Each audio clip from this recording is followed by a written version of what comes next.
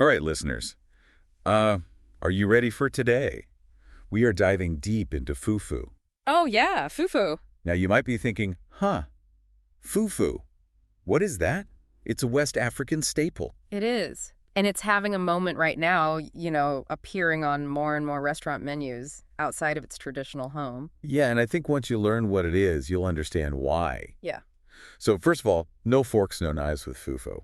Oh, no. This is a hands-on experience. It really is. It's all about the hands. And the texture, kind of hard to describe. Yeah, it's a unique. It's like a warm, doughy cloud almost. Okay. Smoother than mashed potatoes, but with like a springiness. Yeah, that's a good way to put it, that kind of delightful, bouncy texture. Yeah, that's the magic of fufu. It is, and it's the cassava that really makes it so special. Cassava. Cassava, which is, that starchy root vegetable. Like a potato. Kind of like a potato, but when it's prepared correctly, it can be incredibly smooth and doughy. Yeah, and that's the OG fufu ingredient. Right, the traditional base. But there are variations. Oh, tons of variations these days. Yeah. I mean, you'll find fufu made with plantains, yams, even cocoyam. Really? Yeah, it's really interesting because each of those ingredients brings something a little bit different to the table in terms of taste and texture. Interesting. Okay, so you've got your fufu in front of you. Yeah. What's next? Well, you don't chew it. What? Yeah. You don't chew it. I was going to ask you about that because that's a big surprise. Yeah, it is. For people, I think, who haven't experienced it before. Absolutely. It's not just about a lack of teeth. It's like a cultural statement almost. It is. I mean, fufu is part of a category of foods called swallow foods, and you find them in a lot of different cultures. Like dumplings. Like dumplings, yeah, or Yeah. nochi. Okay. And, they're all about that smooth, satisfying mouthful. Okay. But with fufu, it's even more than that. It's about the communal aspect. Everybody comes together. They're sharing a bowl of soup. They're using their hands to enjoy the fufu. It's a really beautiful ritual that speaks to hospitality and togetherness. I love that. So walk me through the actual eating process here. Okay, so you wash your hands first. Important. Very important. It's part of the whole ritual. Yeah. And then you take a small piece of fufu. Yeah. You mold it into a little ball, and you make a little indentation with your thumb. Uh-huh. And that indentation becomes your soup spoon, essentially. Okay. It's very tactile. It's almost like you're playing with edible clay. I bet some people are thinking, what does that even feel like to not chew something? Well, it's surprisingly satisfying, I have to say. Really? The fufu is so smooth, it just kind of glides down. It's like a culinary magic trick almost. And it's something that anybody can enjoy.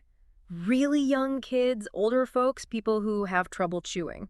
Okay, so we've talked texture, we've talked in the ritual, but the burning question I think everybody has is, what does fufu taste like? So on its own, fufu has a pretty mild flavor. It's a little bit earthy, a little bit sweet. It's not meant to be a flavor bomb by itself. Okay. The real flavor comes from what you eat it with. Right, the soups. The soups and the stews. And that's where the real magic happens. Yeah. Yeah, and that's where things get really exciting because there are so many different options.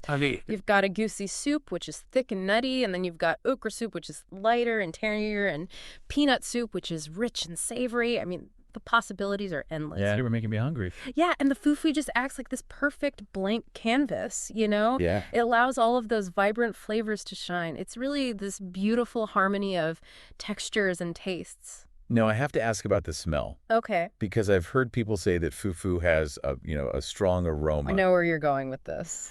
Yeah, if you want to address that. Yeah, so unfermented fufu actually has a very mild aroma, almost like mashed potatoes. Okay. It's the fermented varieties that can have that more pungent acquired taste. Okay. Which, is a whole other thing, and it's Yes. definitely an option, but not your everyday fufu experience. Good to know. Yeah. What about reheating? Reheating is super easy. Just like rice a little splash of water in the microwave, and you're good to go. So for those who are intrigued, and I know you are, we've just scratched the surface here. Oh, yeah. Stay tuned, because we're going to delve into the cultural significance of fufu Absolutely. and why it holds such a special place in West African traditions. It's a fascinating story. It is. So welcome back to our fufu deep dive. Yeah, fufu. We've talked about, the texture, how you eat it, but now I really want to get into, what makes this dish so special from a cultural perspective. Right, because it's so much more than just a meal in West Africa. Oh, absolutely. I mean, think about it. Imagine like a big family gathering. Everybody's around a steaming pot of soup.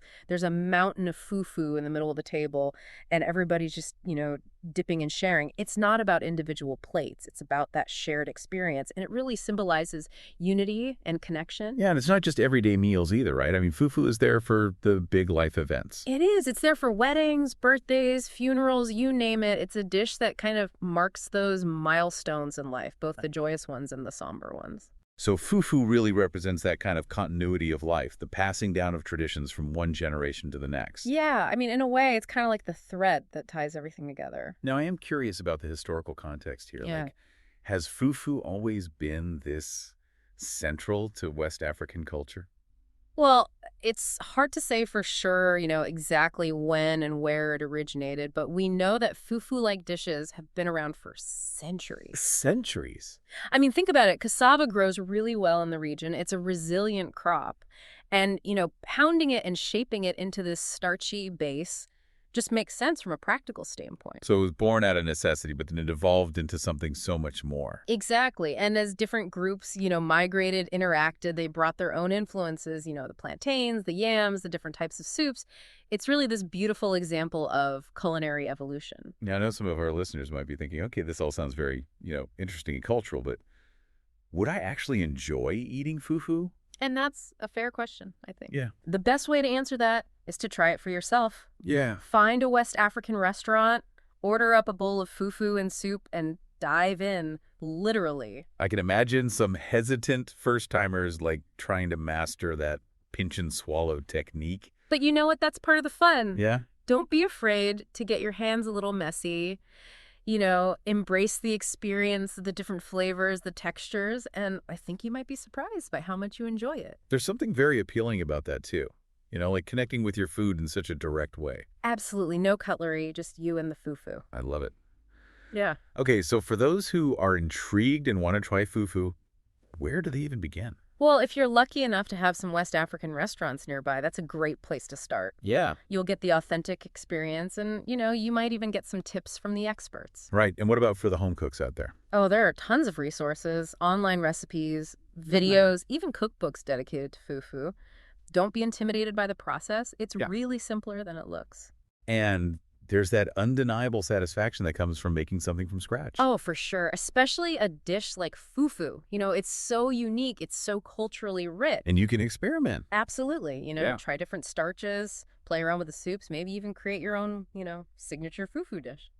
Before we move on, I do want to address something that I think might be a concern for some listeners. Okay. Is fufu heavy or difficult to digest? That's a great question. And it's something that comes up a lot. And, while fufu is definitely carb-rich, it's not necessarily heavy or hard to digest. It's all about balance and portion control. You're enjoying it with these flavorful soups and stews that often have lots of vegetables and lean protein. Yeah, and I think the portion sizes, too, are typically smaller than what you might expect in a traditional Western meal. Right. It's not about stuffing yourself. It's about savoring the experience, the flavors, the textures, the social connection. Yeah, it's a more mindful way of eating. Exactly. And, for a lot of people, it's surprisingly satisfying and easy to digest. It seems like we've covered a lot of ground here. We have, but there's always more to explore. As we're wrapping up our fufu deep dive, I'm kind of amazed by how much there is to discover in a dish that seems so simple on the surface. Yeah, it's deceptive, isn't it? That unassuming little ball of fufu, it really represents centuries of tradition, so much culture, and a whole lot of culinary creativity. And it makes me realize, why exploring different cuisines is so rewarding. It's not just about the food itself. It's about understanding different cultures, their values. I totally agree. Food has this incredible power to connect us, bridge gaps and open our minds to new ways of thinking. Speaking of new ways of thinking, I have to bring up that fusion fufu idea that we touched on earlier. Yeah. Like blending West African traditions with other culinary influences. So fascinating. I know, isn't it exciting? I mean, imagine fufu made with sweet potato instead of cassava served with a spicy Thai curry. Ooh. Or maybe fufu infused with herbs and spices paired with a rich Mediterranean stew. My mind is blown. I mean, it just shows how versatile fufu is and its potential to really go beyond, cultural boundaries. And that's what I find so exciting about the future of food. It's not about erasing traditions. It's about embracing them, reinterpreting them, and sharing them with a wider audience. So to our listeners, we challenge you to go beyond this deep dive. Yeah, get out there. Seek out fufu. Try it. Experiment with it. You might be surprised by how much you enjoy it, the texture, the communal aspect, the joy of discovering something new. And who knows, maybe you'll be the one to create the next fufu sensation. Yeah. Blending your own heritage with this ancient West African tradition. That's the beauty of culinary exploration. There's always something new to discover something, to learn something to share. So keep those minds open, those palates adventurous, and we'll see you on our next deep dive.